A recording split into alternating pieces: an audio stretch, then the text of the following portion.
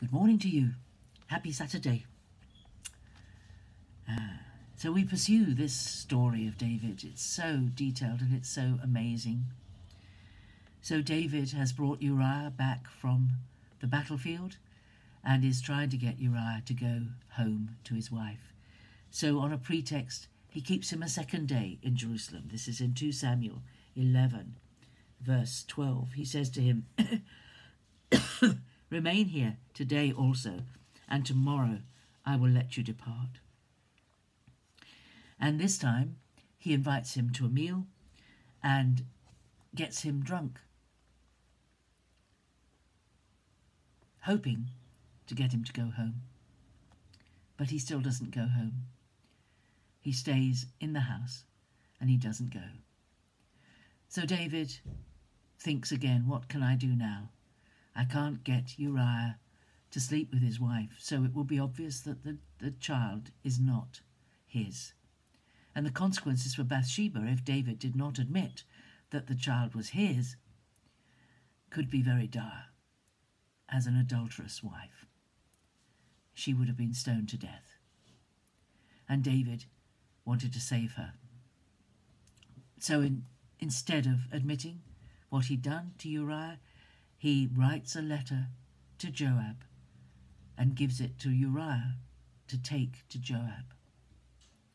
And in this letter he says, it's in 2 Samuel 11:15, he says, "Set Uriah in the forefront of the hardest fighting, and then draw back from him, that he may be struck down and die." And Uriah carries this letter, this sealed letter. He doesn't open it and read it. He carries it to Joab from the king. Uriah was an upright man, an honourable man. He was an honest man. He could be trusted.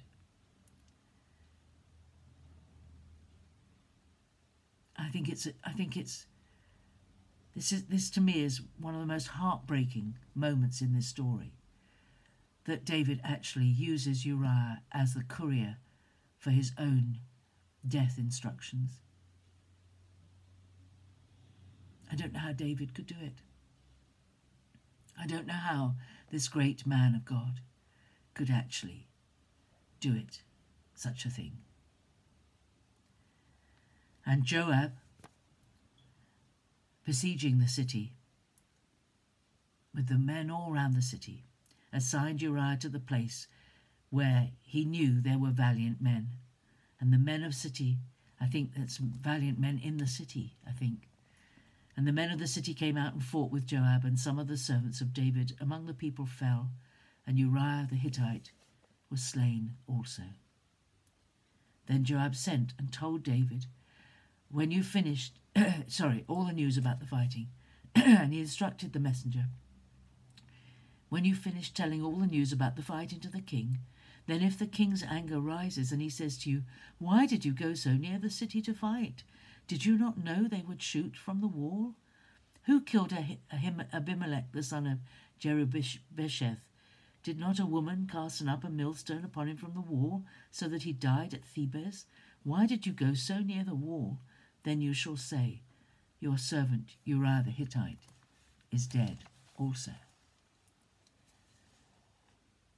Now Joab knew that David would instinctively see that Joab had been foolish in his instructions to his men. He sent his men right up against the wall of the besieged city, knowing that was a very vulnerable place. Things could be thrown down from the wall. People were so close they were easy targets. And he thought David's going to say, "Why did you send the people so close to the wall?"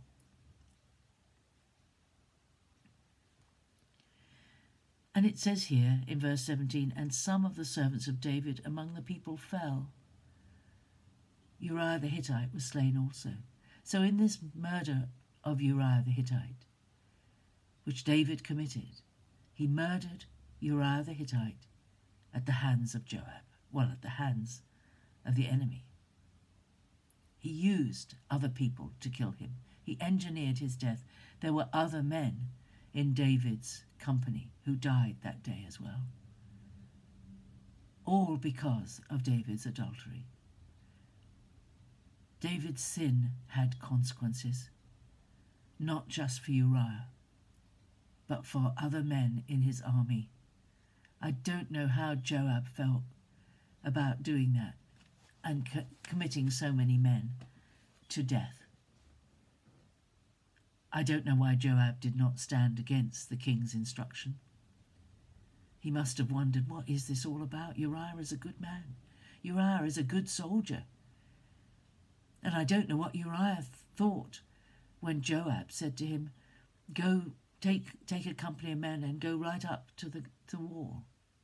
He must have known it was a foolish place to go.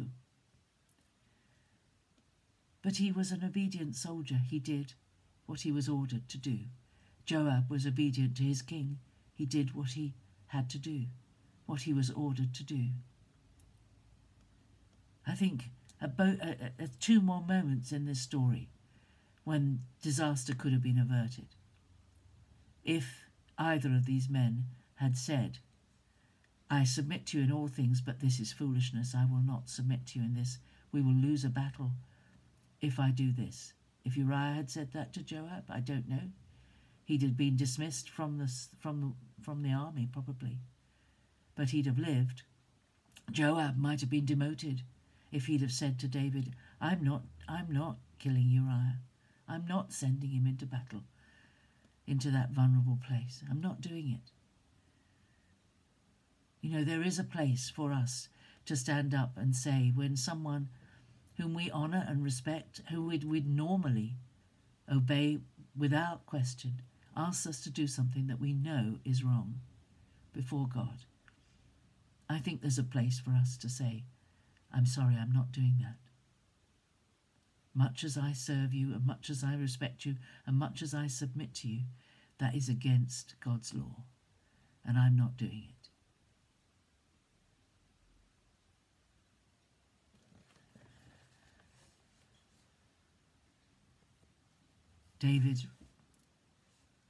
David murdered.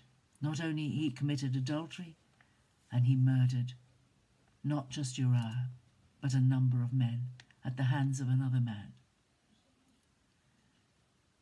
How awful, how far his sin had led him.